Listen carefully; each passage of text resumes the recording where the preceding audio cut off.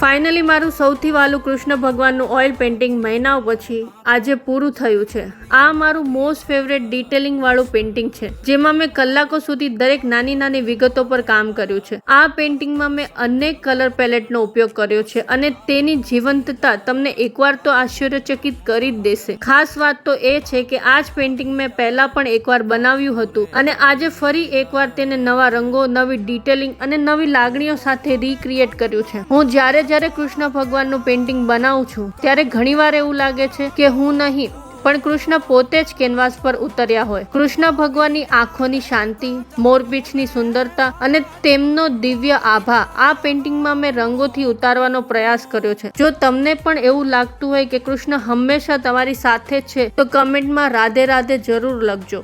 Thank you.